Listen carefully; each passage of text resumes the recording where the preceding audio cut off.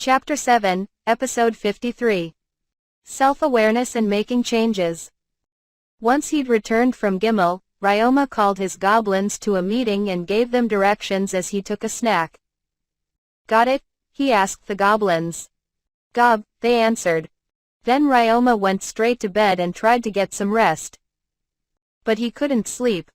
Through firefighting, rescuing, healing, and tracking down kidnappers, Ryoma had run all over the city casting all sorts of magic all day. Having synced his senses with his slimes frequently, he was physically and mentally exhausted. But his eyelids did not grow heavy, all sorts of thoughts still whirled in his mind. Even when he occasionally dozed off, he was soon awake again. "I can't sleep." Ryoma stood from his bed. He grabbed a cup and a small bag from his nightstand, then scooped a spoonful of brown powder from the bag and into the cup. He boiled some water with magic and poured it in. Phew! Good thing I had this ready. This was an herbal concoction. It had been a favorite of Ryoma's since his time on Earth. It was a blend of roasted dandelion root, wormwood, ginkgo leaves, and a few other plants. He had managed to find the ingredients necessary to recreate it. "I always used to. Oh. I've been doing this a lot lately." Ryoma caught himself thinking of his previous life more and more frequently of late. It didn't happen every day, but whenever he had a sleepless night like this, he thought about his life on Earth. Everyone reminisced about their past, though, and Ryoma attributed the cause of his wandering mind to his exhaustion. This usually didn't bother him, but today was a little different.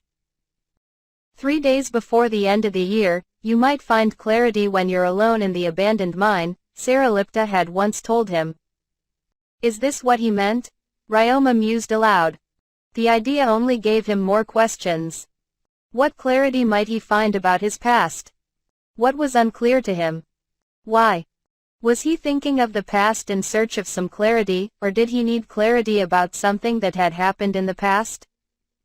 His thoughts were all over the place, and his tiredness was no help.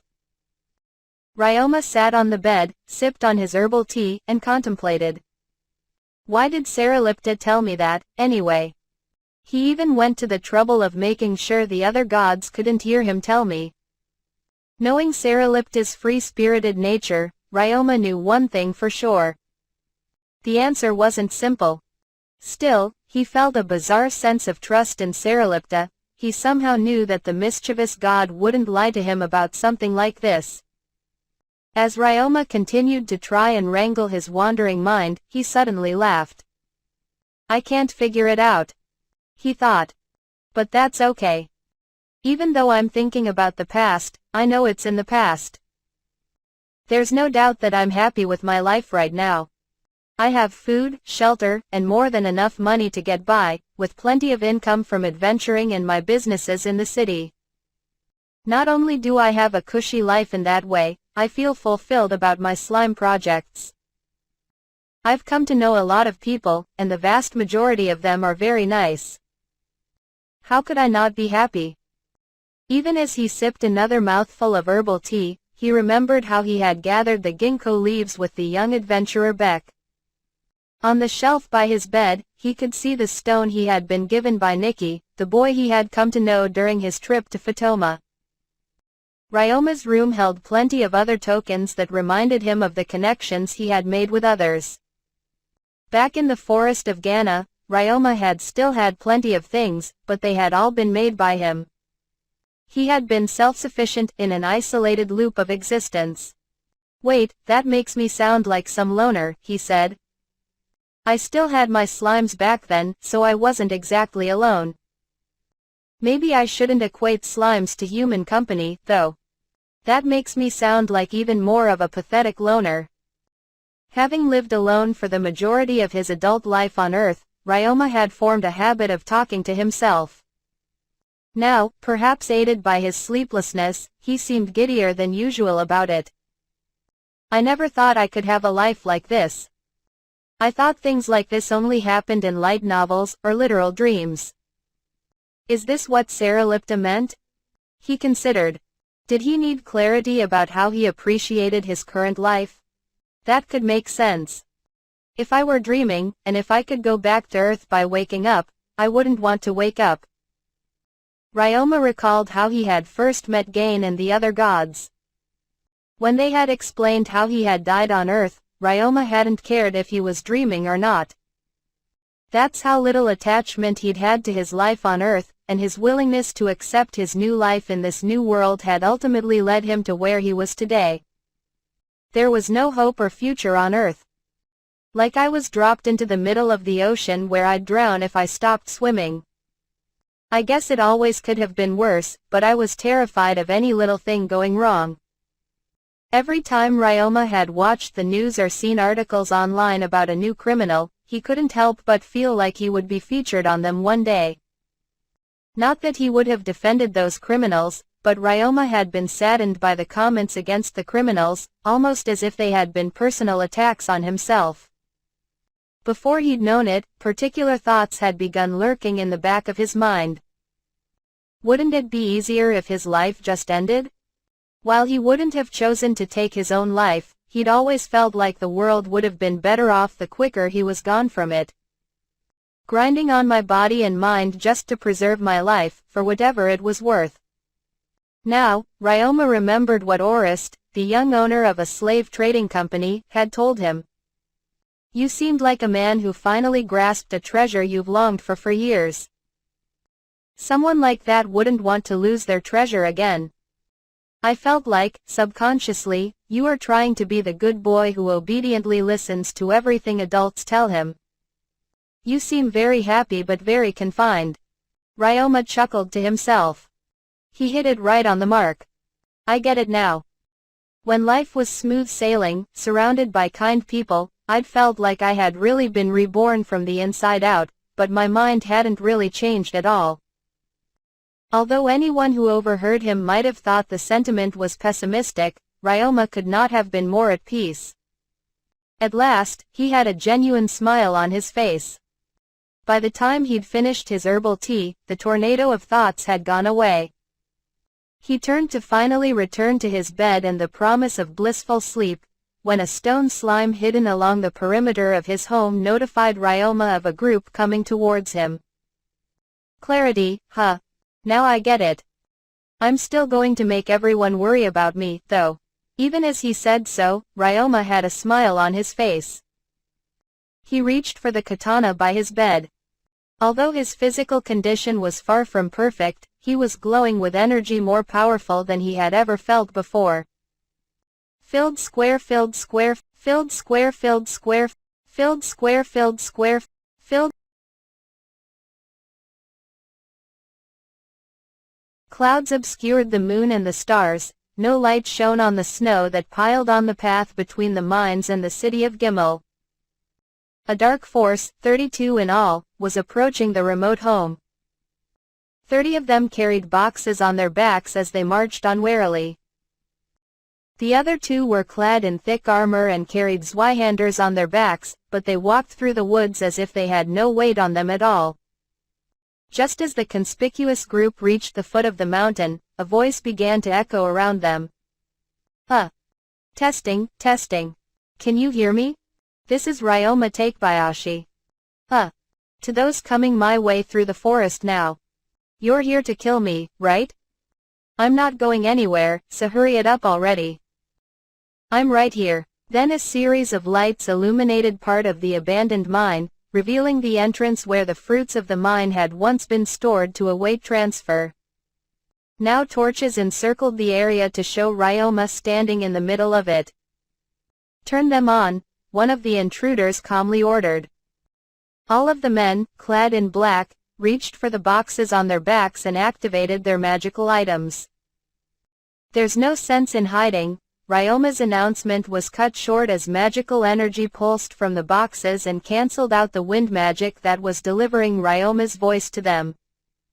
The silence in the forest was short-lived, as another command came from one of the intruders. Hurry!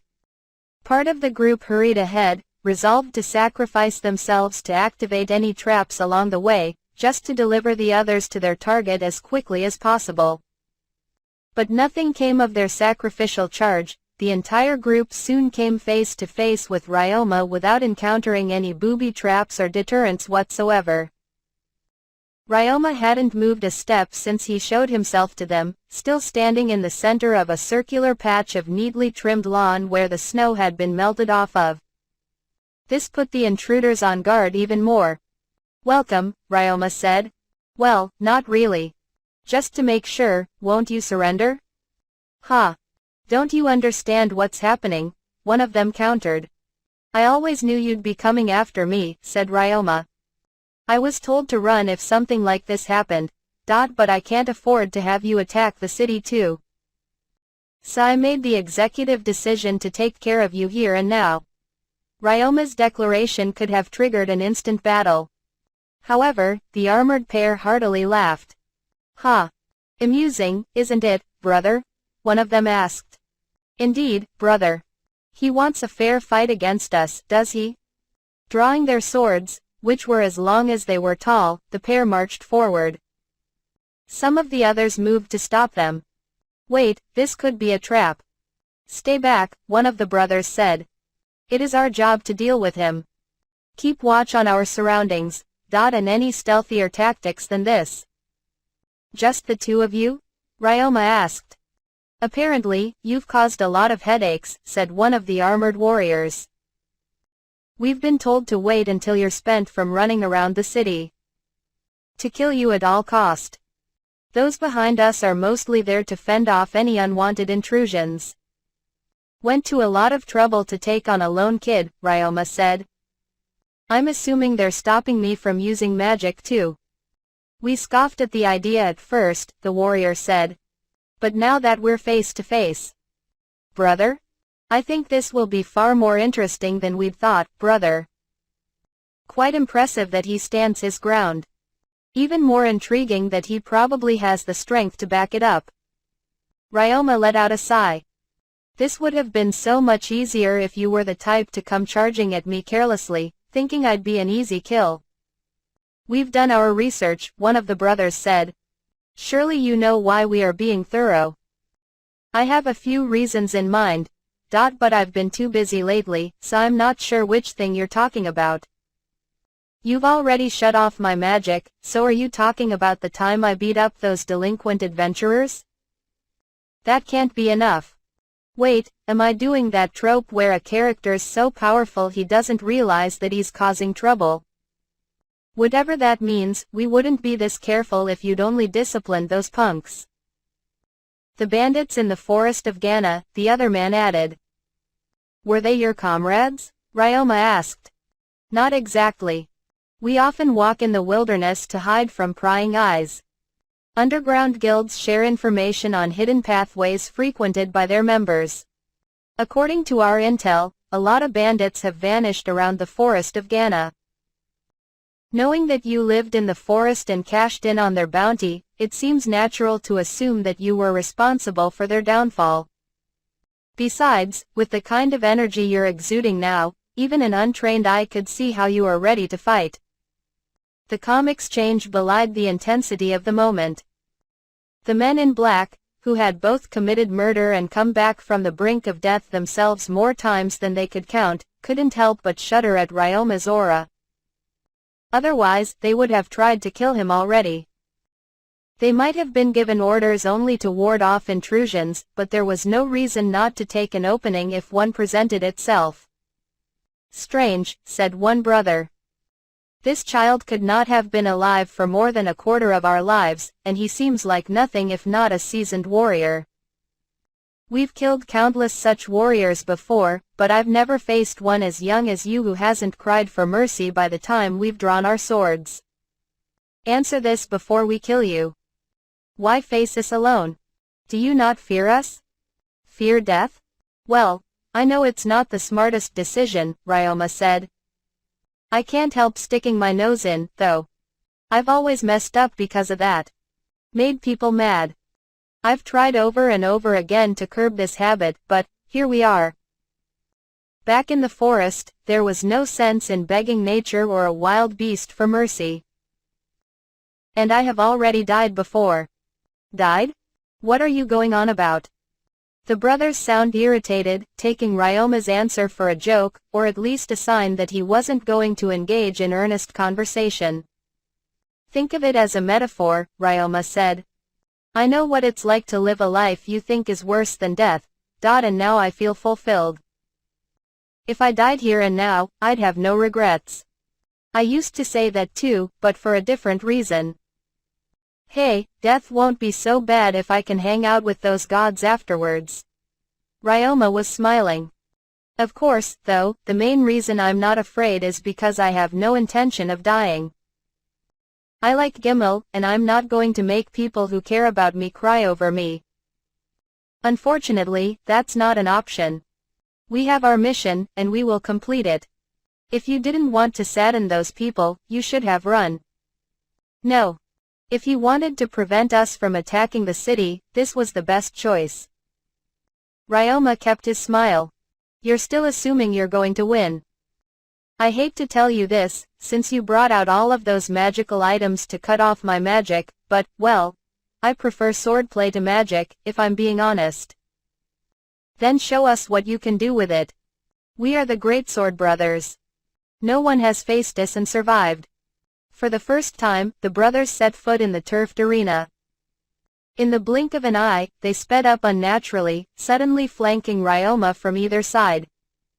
The battle to the death began without warning.